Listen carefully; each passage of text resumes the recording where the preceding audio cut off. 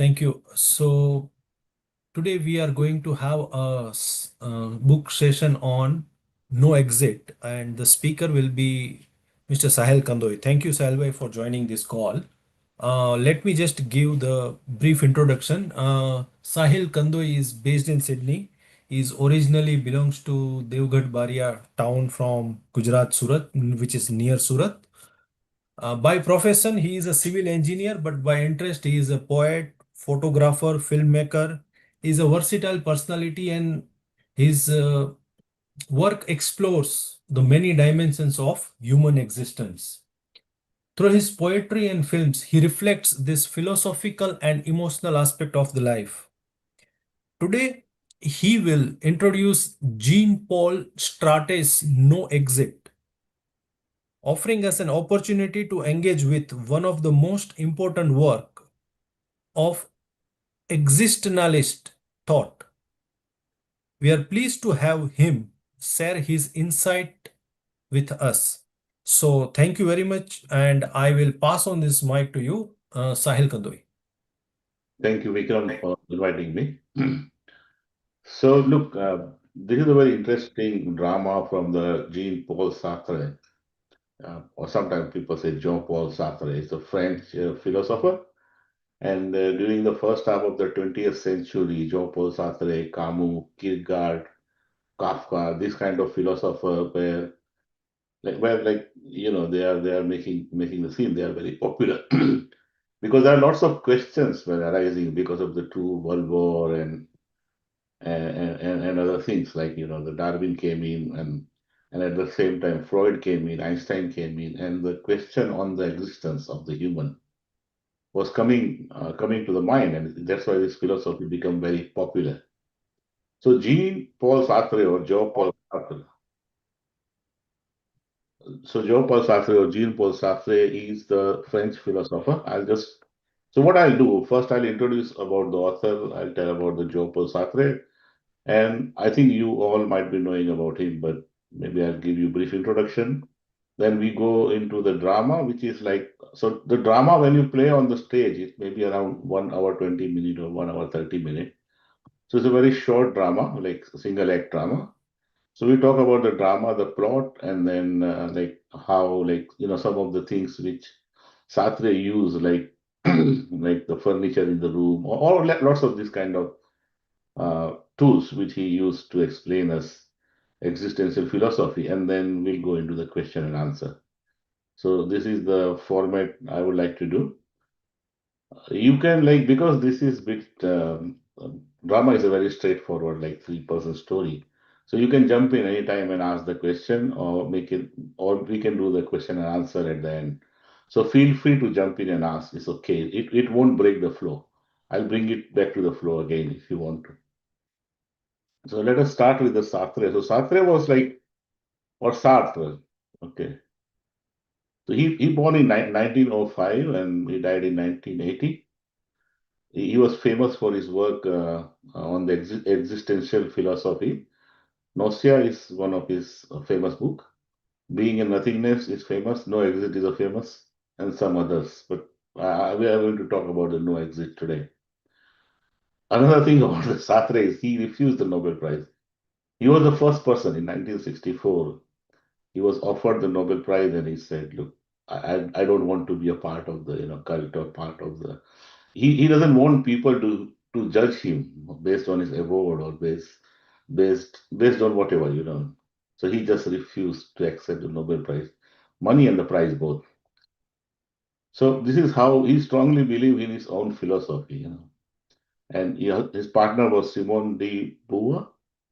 She is also very famous. I think we can say she is the founder of the feminist philosophy.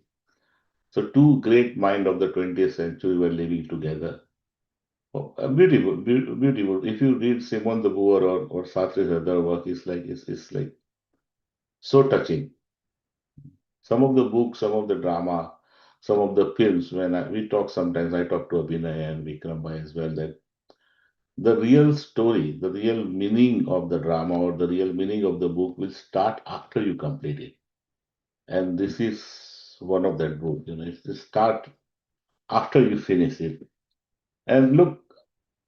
the first, let us say, what is existential philosophy?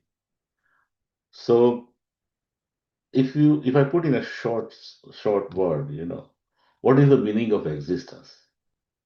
So in the first half of the 20th century, where uh, human were fighting like a world war, Nazis are killing the people.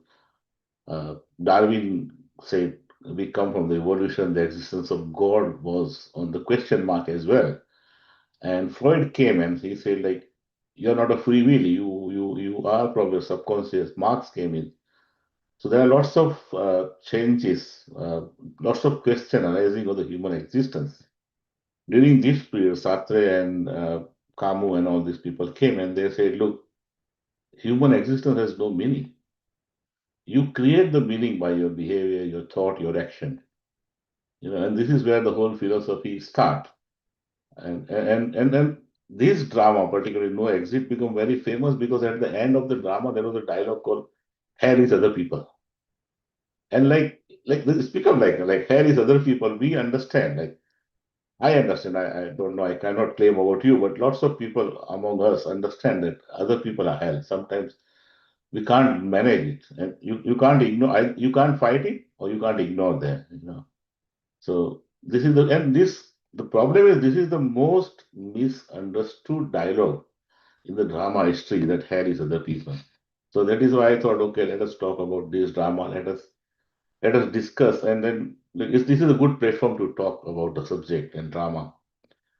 So let us get into the drama. Sorry, ma'am, I'm going through my notes as well. So because this is a very interesting subject, and I may get digress into some different direction as well. So there are three main character in this drama. They died, they went into the hell, and hell is one room only. And they talk to each other. And at the end, Garci, the main male character, said hell is other people. So this is the only story. This is the only story. So let us go slowly into the plot, and then I build the story, and then we discuss about the philosophy. So first, Mr. Garcin, who is the a journalist from Rio, he went to the head, and he met the caretaker there. Caretaker took him in, and he just come in and he saw the room, three sofa, and he said, "Oh, this is it. Is this hell?" He was so surprised. And the good thing about the first dialogue of the drama, like the caretaker said, "What do you mean? What do you know about hell? Your first time you are here. No one from the earth came here." So the other people, the other thought which is in our mind, the Sartre start very well. And he asked for the toothbrush. He said, "Where is my toothbrush?" And he said, "Why do you need a toothbrush?" There are small thing that you are still not detached from your point of reference, even though you are in hell. And then he said, "Where is the torture equipment?" And the caretaker said, "You don't need it." So the meaning, if you see in the existential philosophy, he's trying to find the meaning from the routine life as well. He refused to accept this as a hell as it is, even though he's a journalist, right? So he is fine. And okay, there's another good dialogue in the beginning. There was a furniture there, and Sartre put that furniture for some reason, right? So there was a furniture there. It was an old empirical furniture, and then Garcin said, "Why this furniture?" And caretaker said, "I don't know." And he said, "Okay, I'm going to be used to of this furniture. This is what I used to do, on the earth. You yourself are not an agency." So the way he was defining the Sartre, the way started defining the hell as if what is there, what is the traditional understanding of the hell, and how you are not an agency but others are an agency. So that was a very powerful beginning. And then the second character came. Her name is Inez, and she was a sadist homosexual lady. And she came, and then caretaker bring her in, and then at the moment she came in, she understood. She understood this is the hell. She understood this is the hell. She's sadist. She understands. She has given the pain to so many people. So she knew what is good. She doesn't need to like. the caretaker did not to tell her anything, but she thought that Garcin, the male who was in the room, was a torturer. So Ines said, and this is a very beautiful dialogue, very subtle. And one thing, probably I'm digressing from the subject, but one thing I would recommend about this drama, if you have to read in it in a single sitting. Okay, don't read it apart. Otherwise, you won't have a gist of the whole drama. So Ines came in and Ines thought that Garcin is a torturer. And Garcin said, like, why do you think I am a torturer? And Ines said, because I can sense fear in you. You know, every torturer has a fear inside them. I can understand that you are a torturer. And he was shocked. He was shocked and he tried to be, I am a gentleman. And like for Garci, like he want to be in a favor of Ines. And the whole drama is like this small, small dialogues. They are talking to each other. Then third character appeared. The third character was Estelle. Third character, sorry, her name is Estelle, and she came in and she's a very beautiful lady. And before that, when Ines came in, Ines said like, "Where is the Florence?" Florence was her girlfriend on the earth, and she said, "Where is the Florence?" And she said to Garcin that like your job is to separate us. Like she was so control freak and sadist that she doesn't want to believe that if she came to hell, why can't her partner came with her? So that's a very interesting insight of the dialogue. Then after Estelle came in, she is a beautiful lady, and we can call her as she is just a vanity. You know, she wanted to show, she wanted to be seen. She came in, the third character and the last character who entered into the hell. So the first thing when she came in and she said, she just introduction to each other, and then she said, "Where is the mirror?" And Ines said, like, "There is no mirror here." And she said, "I don't feel as if I exist without mirror." You know. So the way they are like the way Sartre introducing character into the hell is like number one is a dependency. So one is a mirror, one is a torturer, one is getting the validation from other people. The Garcin was looking for the validation from other people. Inez wants to torture someone, says sadist, and Estelle want her beauty to be seen, to be verified, to mirror. So this is how he defined the other people in the drama. So drama move ahead, and then slowly, like Inez want to impress Estelle because Inez is a homosexual. She wanted to impress Estelle. Estelle wanted to impress Garcin, and Garcin wants some confirmation from Inez. And this is how stories start. Correct. So in the beginning, what happened? Like they still can see themselves on the earth. So like Garcin see like how he is on the earth, and after him, what is happening to his wife, what is happening to his friends, and all these things. At the same time, Ines see what is happening to her home in back home on the earth, and same with Estelle. See, they all three connected to the earth, and they talk about the earth.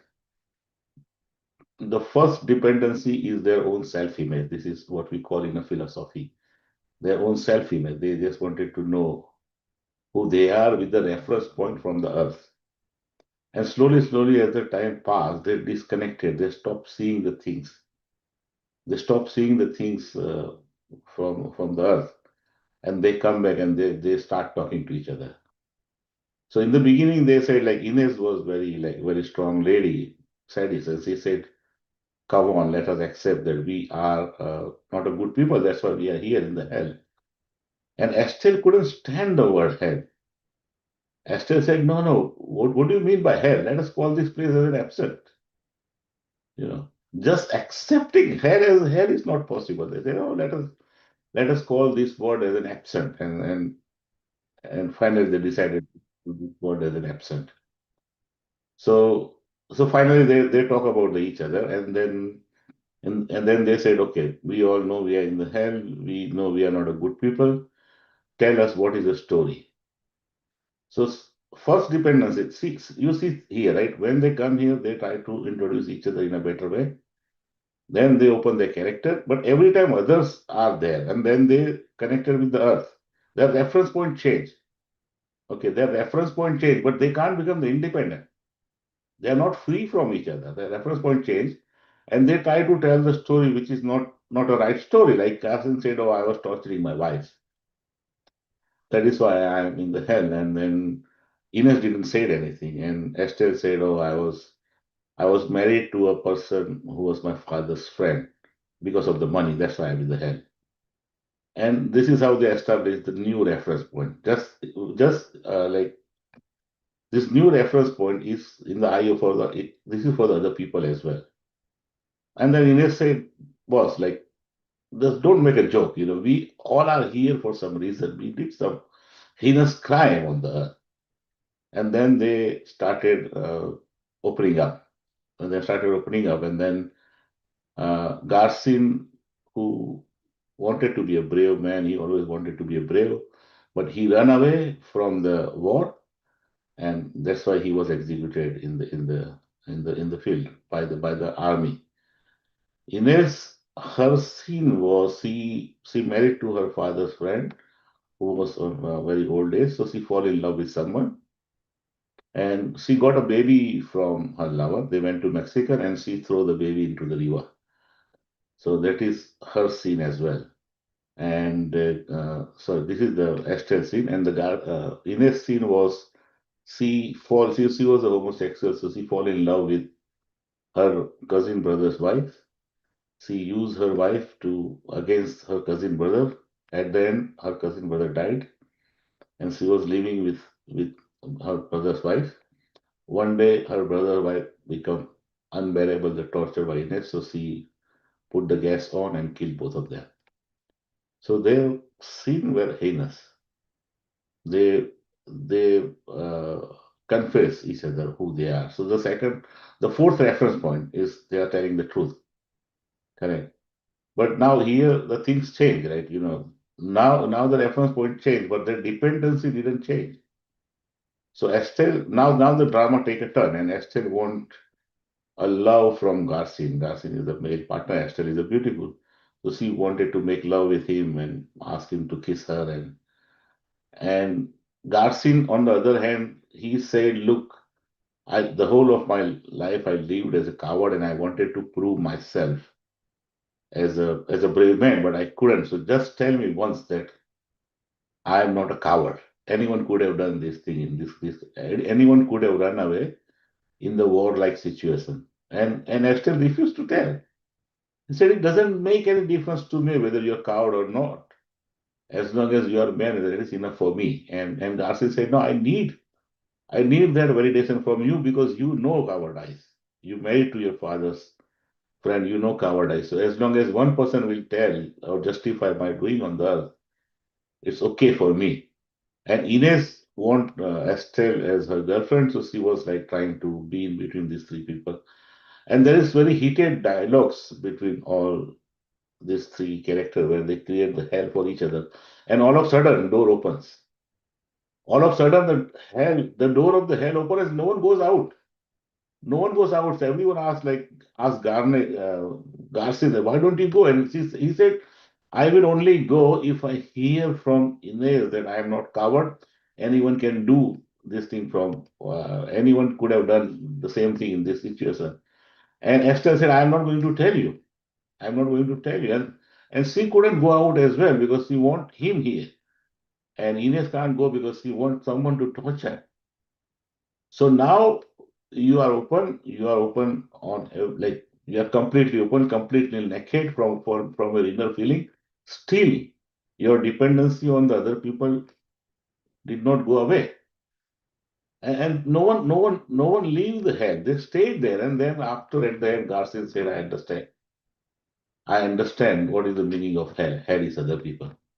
And the hell is other people become historical a historical dialogue on the existential philosophy, and it's very famous, and this is how he concluded the drama. So very very simple story. Three people in the hell. Definition of hell. Uh, tried to prove each other and finally couldn't get validation from each other. And this is the story end. So this is the story of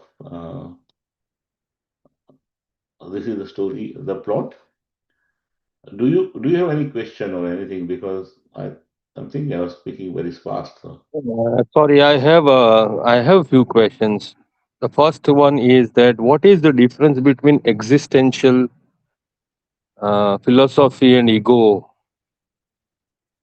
So okay, existence ego is like say, ego is our own existence with which we put ourselves as an our identity, right?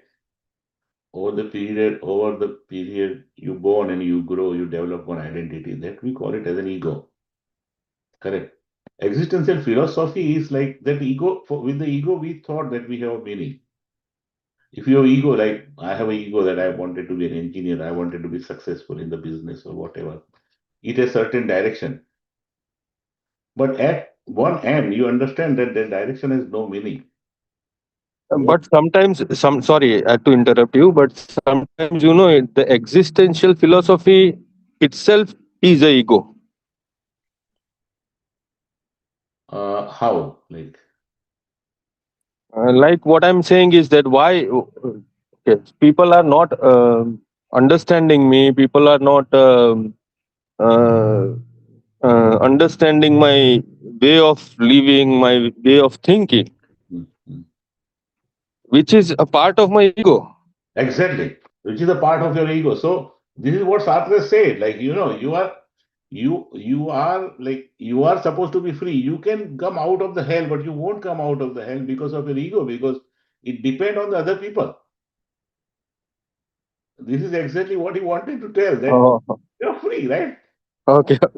And there is another very famous dialogue from Sartre that men are condemned to be free. This is like I think in he said in one philosophical lecture is being and nothingness. This is where he said men are condemned to be free.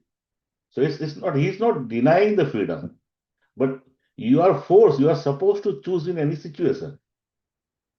You can't even if you don't choose, it means you are choosing as well.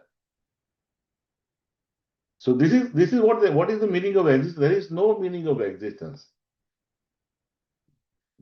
If you see Camus, the myth of Sisyphus, he said like the men are like a Sisyphus. He's pushing the stone up to the mountain Yeah, kind of thing. understood. So same. One more question was that if in the time of artificial intelligence, where our existence may no longer, I won't say it will, but our what I will say is that our thought processes are very much dependent on the technology now. Mhm. Where do you see the existential philosophy in this?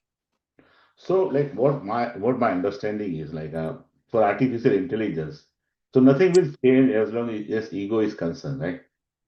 So artificial intelligence is an extension of intelligence. Like for Yeah, example, if you go to the binocular is extension of your eyes, or microscope yeah. is of your eyes. So this is your extension of your intelligence. No, no, but I'm saying that we are always searching for something new. What is that? We want to evolve. We want to uh, go ahead and ahead. From the age of agriculture, from the age of hunting till artificial intelligence, we are finding something in ourselves. We are trying to evolve. We are trying to exist. What is that? Okay, let me reframe your question so that I can understand what you mean, right? So one is evolution as a biological existence, Hmm. and one biological existence is your body and your structure and whoever we are, right?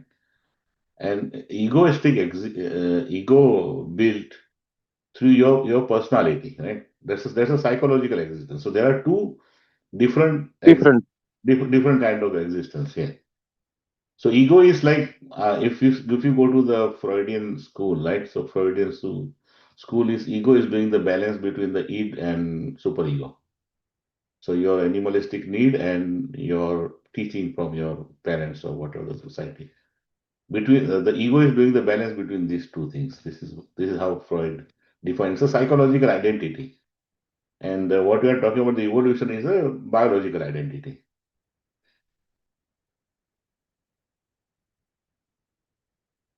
Hello.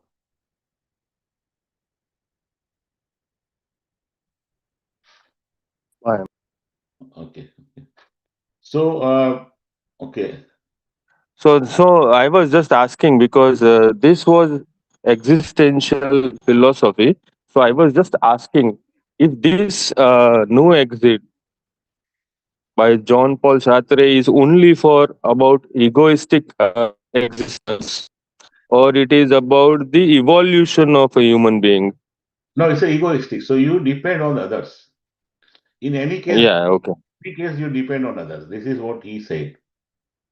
That is the very important about this dialogue, because this has been misunderstood, uh, like so much in like whenever you talk to someone, he said, "Oh, hell are other people." So he's not telling other people are bad. He's saying you're trapped to prove yourself in the eyes of other. We need a very serious. You need to be fitting.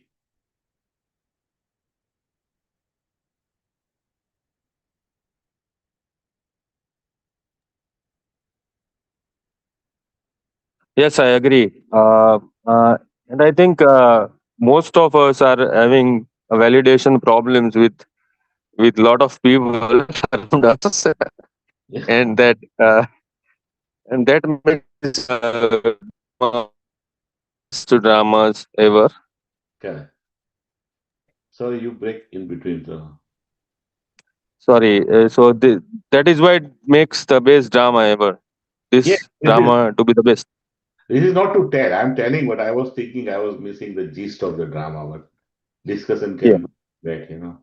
and Sati, because I'm a dramatic by myself, so I believe that if it can be expressed in a better way, then this play would be probably the one of the best possible performances.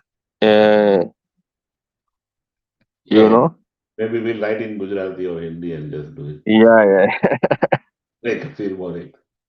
Yeah, Satish bhai raised the hand. Satish bhai.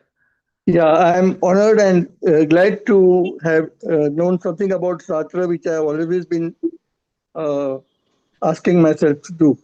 So thank you for hand holding me this time. Uh, Thinking about the philosophy of Sartre and his creative writing. Yeah, Now, these two generally you will find in most of the Western philosophers of the 20th century that apart from theorizing their thought, they also produce creative writings. correct. Yeah, yeah, Now, that was true. uh, I would say that a number of books of Sartre on Yeah, philosophy may not be able to explain as vividly as a small one act play, perhaps, that we have just concluded.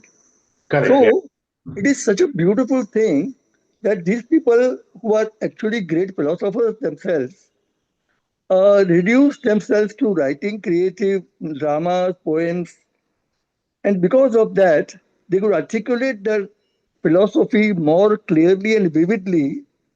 And that is the exact purpose of the literature, because literature transforms philosophy in such a beautiful and tangible way. So it is good that Sartre did not, uh, I mean, keep himself only to philosophizing, but yeah, he extended himself and wrote about it. correct. This is one good thing. And Yeah, thank you for introducing us to a simple play.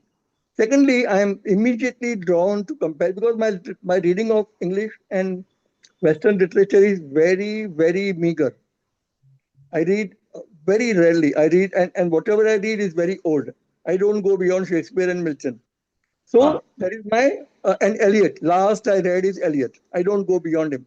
So when I read Samuel Beckett and his great Waiting for Godot, which I translated and put it in Gujarati Yeah. some 40 years back. That drama and this drama have got complementarity to each other. They વાહ are working, વાહ going Satishbhai. so, they go Samuel so Beckett ને closely together. As you can see, sorry, bye bye. Thank હા you very much for this interjection. But I really, because my reading is very sparse, I could compare only these two plays. Had I read lot of English plays, I would not be able to compare so easily. But these Correct. are very comparable plays. Their philosophy, their thinking, they're very questioning the existence of the human mind in the way in which we treat existence. Uh, uh, Sir, what I'm saying is existence is never in doubt. What is in doubt is our interpretation of existence.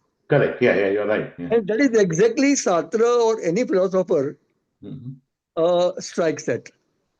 And epistemologically, Hmm. he redefines all the concepts that we had for last maybe 2,000 years.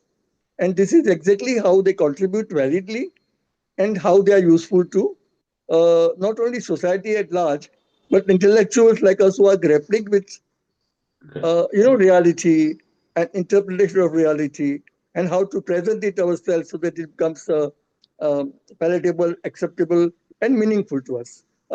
Whatever he may deny, if Sartre denies existence, he would not write on existentialism.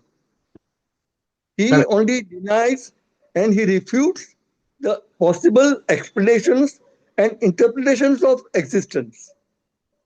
And Correct. here in this small play, he has given two, three examples by which what these three characters treat of existence is doubted by themselves and each other. So I'm sorry, without reading this play, I'm speaking so much about it. No, no. But your summary was so greatly done Yeah. that I am prompted to interpret it the way I have done it. No, no. So thank you for opening a door for me. Yeah, yeah. I'm personally thankful to Vikram Bhai to having me invited to this and opened a new window because I keep myself restricted to only and only Sanskrit Shastras. So obviously they are very demanding, and subjects like grammar and Vedanta are so demanding that Hmm. if I read something else, then it becomes a transgression. Correct. So, but it is a good as a intellectual pastime, not in a cheap sense, but it is a nourishing pastime. Correct. And I really thank you both of and Abhay Bhai also to give a lot of inputs. And regarding Beckett's play and this play, which I am going to read it very shortly, I Hmm. shall be rendering Gujarati translations. So Yeah. for whatever they are worth, Abhay ji with his experience and Sahil ji with your deep reading of Sartre, you will be able to give me feedback how it is rendered. Everything, although I have done so many years back, but this play I have never read myself, Correct. and that's why it will take some time. No, correct. No, thank you. Thank you, Thank Satish. you very much. Thank you. So Vikram bhai. Yeah, thank you, Sahil bhai. Thank you, Satish ji. Just to let everyone know that, in future, probably from next month onwards, we haven't finalized the timeline yet, but Satish sir is going to be one of the speaker in our book reading club. We are in the process to finalizing the subject and topic, but very soon he will be. So we are lucky that he will be one of our speaker. Thank you, sir. Yes, Satish. Thank you. So let me read some code, which is like maybe thought provoking as well. We almost like, Sure. and thank you for listening because we summarize well. I was thinking where I am, but we summarize well. So one quote from Garcin is like, so when he came to hell and he asked the caretaker, like, what about the light? And he said, lights are always on and there is no bed. You have to sleep on the sofa. So he said, I shall never sleep again because he was the only one there in the hell. And he said, I shall never sleep again, but then how shall endure my own company? So this is very like, well, it's very touching quote. And at the end, when uh, he was talking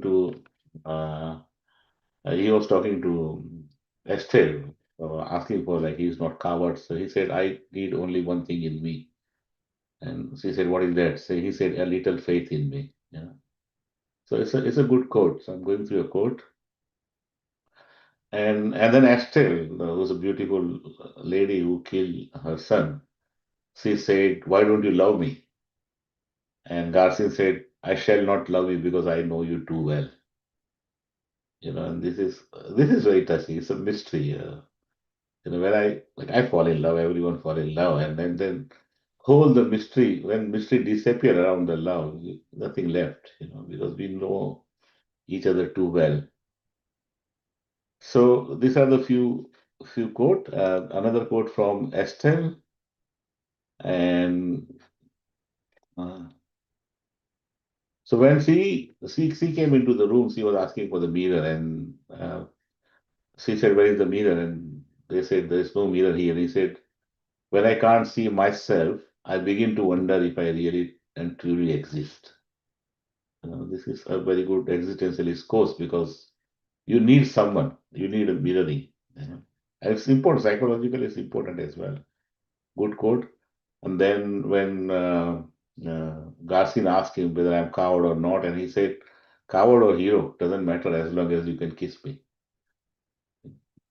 It's a very subjective quote. Uh,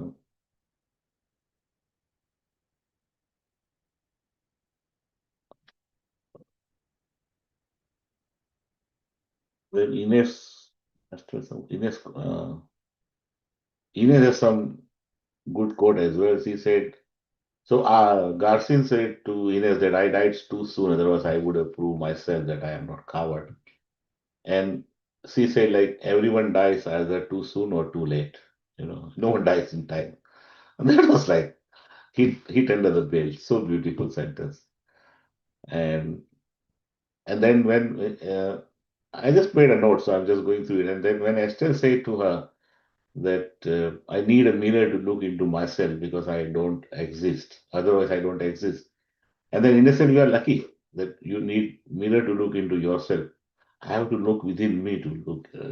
I am very conscious of myself and how painful it is. Some very good quote. So this way, I want to quote from Beckett just now. yeah, yeah, Pozo and Lucky have a very nice dialogue, yeah, yeah. And Pozo, and these two, Estragon and Vladimir, asked him to, Pozo boasts that my servant can do anything you tell him. Then he tells him to sing and dance and some couple of quotes. Then uh, Vladimir tells Pozo, ask him to think. Hmm. Ask him to think. A boss can ask the servant to think. Uh-huh. So that was the command that he was supposed to give. Yeah, too much control on And you. the beautiful answer Pozo gives him. Yeah, Give him his hat because few minutes before, yeah. Vladimir has already taken the hat away from Lucky. So Ah, he said, give him his hat. He said, why you want the hat? He said he cannot think without his hat.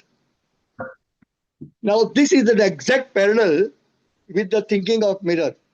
She absolutely. says, You nailed she it. says she cannot believe that she exists if there is no mirror in Yeah, front of her. So when I was telling intuitively that there are some parallels between these great plays, I could think about this illustration right now. correct. Yeah, no, yeah, you're right. Exactly right. And also in this drama, like he used the symbolism very, like, very, very well. Like first is the mirror. Like the mirror is there's no mirror, so he said identity depend on the others. But then another thing is like lights are always on. That is a very symbolic in the hell because lights are always on means it's a restless consciousness. You're always visible. This is like the darkness is very important as well. If you're always visible, you are gone. And there was a one bronze statue which was like I was thinking like why he put the bronze statue there. And I think the bronze statue was the immovability inside the you if you are in hell you are immovable. You are just stuck. Uh, so there are lots of other symbols. Maybe let me go for mine. then symbolic opening of the door, at the end the door opens, and then it says what is door? Door is like physical freedom, right? But physical freedom doesn't mean anything unless you're psychologically free. And then door open and no one goes out, no one. That was so good. There's a fear of authenticity. Like I am not coward. I'm not going to leave. So that was very good thing. And we talk about Harry's other people, his most misunderstood quote as well.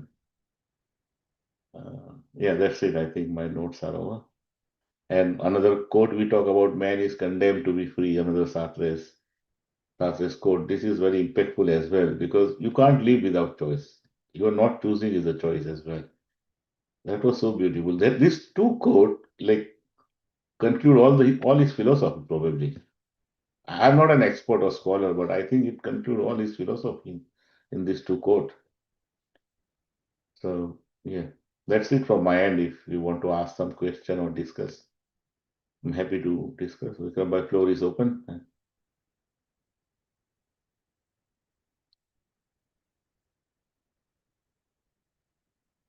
First of all, good afternoon, sir. Good afternoon, everyone. Probably I am one of the youngest in this room today. So, thank you so much for this session, sir, because I do read a lot of self-help books and then I do read a lot of Telugu books and all. But this is for the first time I'm actually going through some play where it is blended with philosophy because personally I strongly believe in a lot of philosophies and I love knowing about them. So through the session, like there are a lot of new things that I have learned. Mostly what I understood is even in our life, there are a lot of things where we are most dependent on. And sometimes we feel like if they don't exist, we are not existing there. And we don't believe that we are our existence just because the things that we are dependent on are not around us or we are not finding them. And the most important thing is sometimes we already know that we are not right, but we always are afraid of admitting that just because what people around me will think of me. So we always have that thought of judgment because of which we are not ready to accept our flaws or accept our mistakes. So, very wonderfully summarized, sir. And I'm definitely going to read this book again.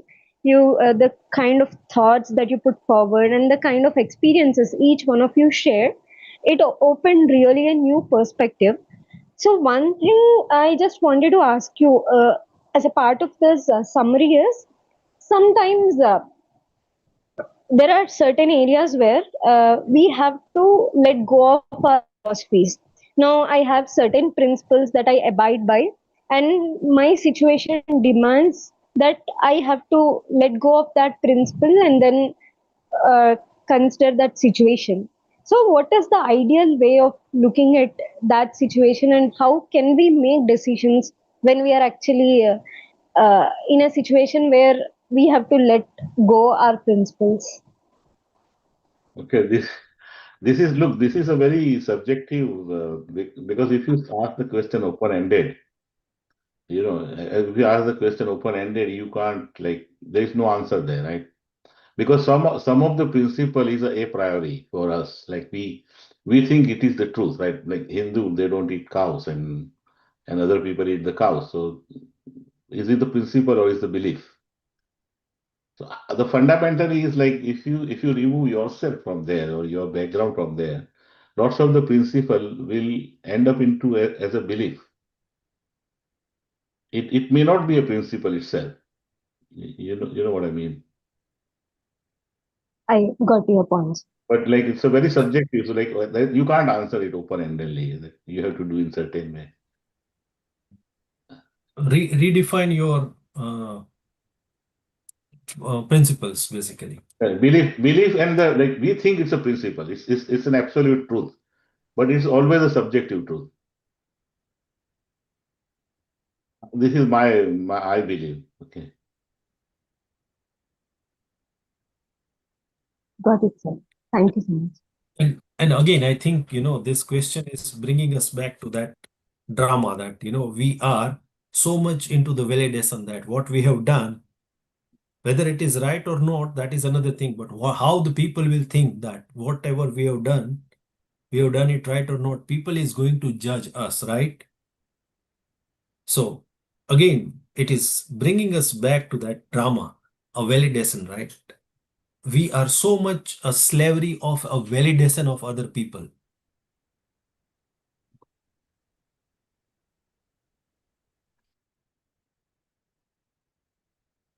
Yes, sir. Good point. Most of the time, even before we take our decisions, we start looking through the lens of what other people would say if I go with this. So probably that also, I mean, affects the way we take decisions. True, yeah, it's true as well.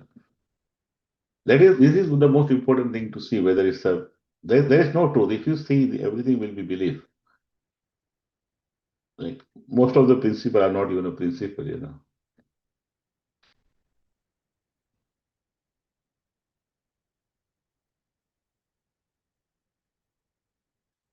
That's it.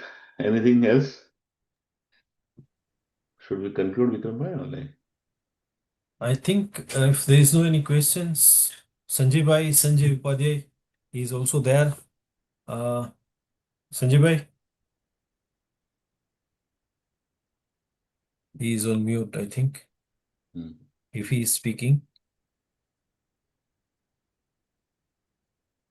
Okay, I think yeah, he is on mute. So thank you very much. I think it was really very good insight on the drama which you have provided. Thank you very much for all the users and participants who joined this call. If so, next Sunday, same time, we will have a continuous call on the Bhagavad Gita, which is going to be conducted by Lalita Madam, who is already conducting, and we have reached to chapter 2 or chapter 3. So she will be back now. I will going to publish very soon. And yeah, thank you very much. If anybody wanted to give any other session on any books, please let me know. Okay, thank you. Thank you very much. Thanks. Bye.